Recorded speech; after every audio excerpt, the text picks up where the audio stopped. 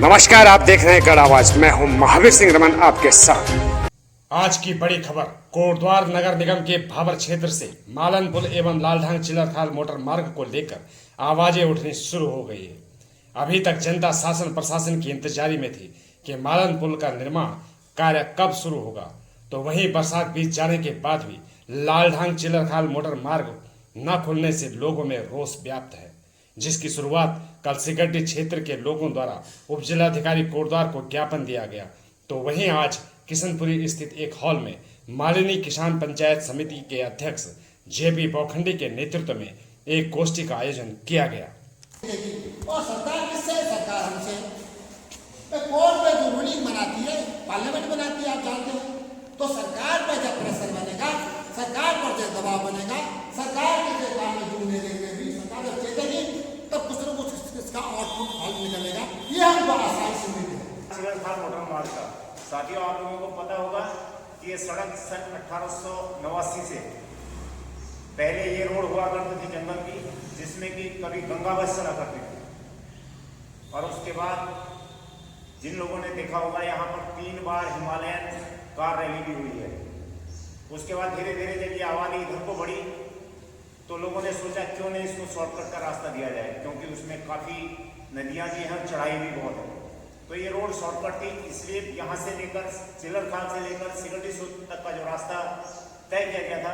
मैं धन्यवाद करूँगा, आज वो दिवंगत आत्मा यहाँ पर नहीं है, आदरणीय अनुसुईया प्रसाद मैथानी जी के नेतृत्व में इस सड़क को खोलने का श्रमदान के माध्यम से डिग्री कॉलेज के बच्चे भी आए थे यहाँ पर। बुलंदशहर में जो एनसीसी का कैंप लगा था उनके माध्यम से और ग्रामीणों के माध्यम से, जिन लोगों का ट्रैक्टर थे उन ट्रैक्टरों से उस सड़क को निर्माण किया गया था। धीरे धीरे जब वो निर्माण होता गया, गाड़ियाँ चलती गई, तो होता ही निश्चय ये होता है कि उस पर रोड को पक्का कर दिया जाए। जहाँ पक्के करने की बात आई तो कई अटकलें उसमें लगनी शुरू हुई। और मैं आपको ये बताते हुए बड़ा मुझे अफसोस होता है कि 22 साल हमारी सरकार इस उत्तराखंड को बने हुए हो गए हैं। लोगों ने सिर्फ अपनी नेताओं ने अपनी कुर्सियां देखी, ये नहीं देखा कि हमें गढ़वाल से कुमाऊं में जाना है, कुमाऊं से गढ़वाल में आना है, उसकी कनेक्टिविटी को ध्यान में नहीं है।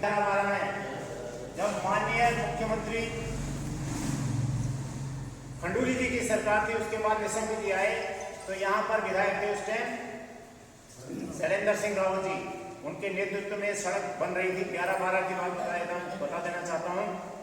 तो आचार संहिता लग चुकी थी, लेकिन आचार संहिता में ऐसा नहीं होता कि उसमें कार्य का निर्माण नहीं हो सकता, मतलब नया कार्य नहीं बन सकता, लेकिन जो बनते हुए कार्य हैं उसमें बाधाएं नहीं आती हैं, उसमें कोई रोक टोक नहीं होती। लेकिन कुछ लोगों ने, हमारे ही क्षेत्र के लोगों ने उसमें सड़क में जाके क्या आचार संहिता लगी है, कैसे ये सड़क बन रही है, उनको ये ध्यान नहीं आया। हम इस रोड को रोक रहे हैं, किसके लिए रोक रहे हैं? इसमें कोई नदियाबाद के या तो बाहर के लोग नहीं आ रहे हैं, हम लोगों ने जाना है, हमारा ही रास्ता है। और आज उसका नतीजा आप सब लोग भुगत रहे हैं। गोष्ठी में क्षेत्र के बुद्धिजीवियों एवं मातृशक्ति को इकट्ठा कर उनकी सहमति पर विचार व्यक्त किए गए, जिसमें सर्वसहमति से लालढांग चिलरखाल मोटर मार्ग को खुलवाने के लिए संघर्ष किए जाने व एक विशाल आंदोलन की चेतावनी शासन प्रशासन को देने का कार्य किया है। गोष्ठी में बुद्धिजीवियों ने अपने अपने विचार रखे। वार्ड नंबर 35 के पार्षद राकेश बिष्ट ने क्षेत्र की जनता से आह्वान किया कि भाजपा कांग्रेस विचारधारा छोड़कर एकजुट होकर इस अभियान में बढ़ चढ़कर अपना योगदान दे। है भाबर मालिनी किसान पंचायत जो है, और वास्तव में ये परेशानी जो है आप देख रहे हैं कि मालंगा पुल भी टूटा हुआ है और हमारा जो है लालढांग चिलरखाल मोटर मार्ग की स्थिति खराब है। मैं आपसे एक बात कहना चाहता हूँ, देखो वास्तव में ठीक बोला आप लोगों ने कि ये गैर राजनीतिक संगठन है।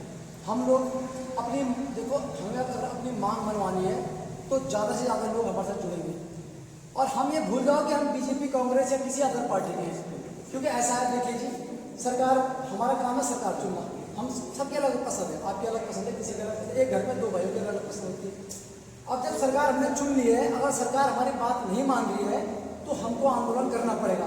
एक मैं सीधी बात बोल रहा हूँ, डंडी की चोट में, इसमें कोई लाभ लेने की बात नहीं है। अगर हम कोई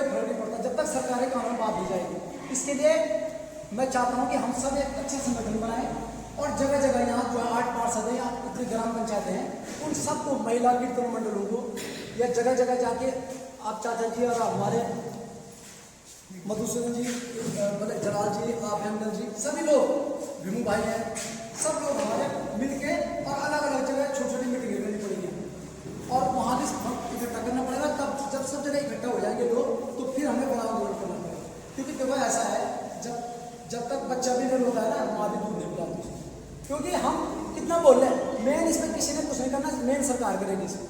कोई अधिकारी नहीं सुनेगा हमें, कोई अधिकारी 50 ना रहे, जब तक ऊपर से प्रेशर नहीं आएगा ना कि भाई क्या कर रहे हो तुम, ये आप देखिए स्थिति क्या हो गया आज हमारे, हम सबसे पिछड़े हुए पहुँच आ रहे हैं, सबसे स्थिति खराब हो गई हमारी। यहाँ से हमारे पास मालवी का पुल देखिए आज, मतलब आज बताइए अगर देहरादून और दिल्ली होता 1 हफ्ते बन जाता है, नहीं बनता क्या? सरकार के पास करोड़ों रुपए का बड़े बड़े इंजीनियर नहीं बन सकता क्या?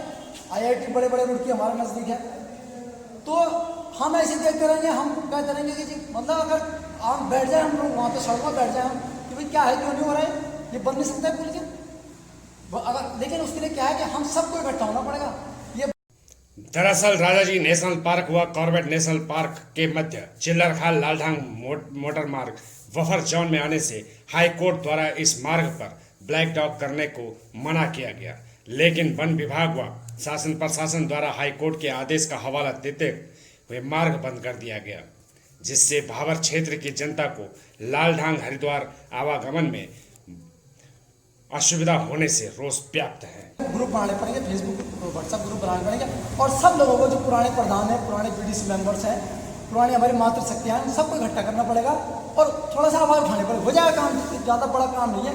1 हफ्ते में देखो आप, अगर सब जगह इस फेसबुक हमारे रमन भाई साहब गढ़ावा से ऐसी सब हमारे न्यूज़ चैनल आ जाए, यहाँ पे जगह जगह आ जाए और सब ये अगर वायरल करते हैं वीडियो को, तो फटाफट देखेंगे। जब नेता लोग देखते हैं क्या होता है, चल बोलिए भाई तो करना पड़ेगा भाई, फटाफट अधिकारियों को बात करेंगे और सचिव लेवल की फटाफट, मैं नहीं जानता जी, बजट करो और वहाँ तक जाएगी बात, मुख्यमंत्री तक जाएगी और भैया हम नहीं जानते, करो जैसे करो। क्या इसमें एक एलिवेटेड फ्लाईओवर नहीं बन सकता क्या? 36 किलोमीटर बन रखा है, वहाँ जगह जगह बन रखे कि उसमें तो 7-8 किलोमीटर है, कौन 7 किलोमीटर है, कुछ भी नहीं है, तो कुछ नहीं है।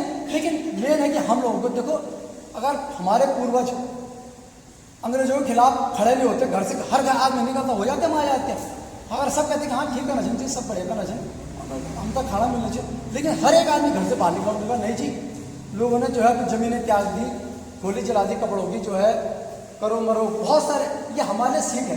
तो आज जो है हमें अपने लिए करना पड़ेगा, हम चलो इसमें उद्देश्य हमारा एक ही आज लक्ष्य है कि लालढांग चिल्लरखाल मोटर मार्ग का आवागमन शुरू किया जाए, उसकी मरम्मत कराया जाए, ठीक कराया जाए, उसको चालू करवाया जाए।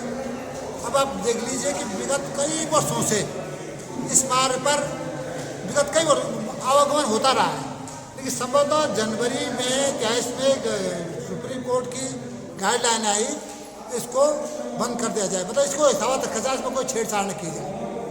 तो इस परिप्रेक्ष्य में हमने एक गोष्ठी का आयोजन किया, लोगों के विचार सुने, उनके आइडिया जाने, क्या होना चाहिए, किस तरह से स्टेप बाय स्टेप चरणबद्ध तरीके से इस आंदोलन को आगे बढ़ाया जाए।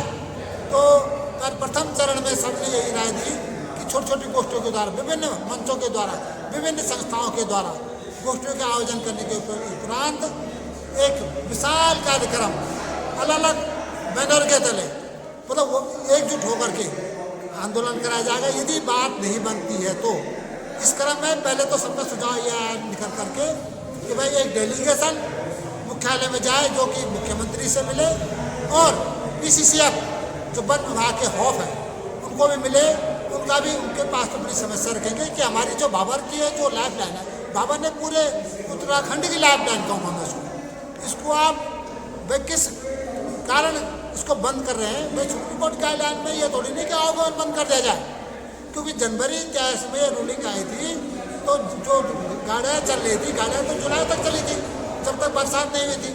इसका ये प्रतीत होता है, इससे आवागमन कहीं बंद करने के लिए कोर्ट ने अपनी गाइडलाइन में ये नहीं दिया कि आवागमन बंद किया जाए, ये ज़रूर दिया है कि भाई उसको पक्का निर्माण वहाँ पर नहीं होगा, यथावत स्थिति रहेगी।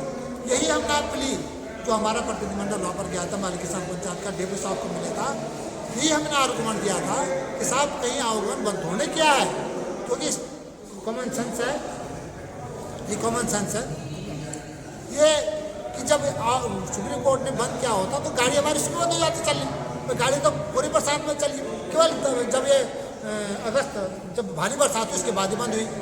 तो हमने कहा भाई इसको आप चालू करिए, तो डेपो साहब की वर्डिंग थी इसको मैं लिखित में कुछ नहीं दे पाऊँगा आपको और कोई निर्माण कार्य नहीं होगा।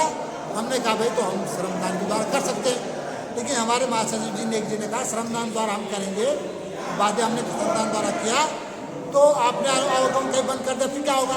तो श्रमदान की भी अनुमति मैं नहीं दे पाऊँगा, इसके लिए मैं ऊपर से गाइडलाइन दूंगा, ऊपर से दिशा निर्देश दूंगा, उसके पश्चात ही आपको बुलाऊंगा। लेकिन उन्होंने कहा कि कुछ बीच का रास्ता इसका निकाला जाएगा, ये भी उन्होंने आश्वासन दिया कि बीच का रास्ता कुछ हम निकालेंगे इसका।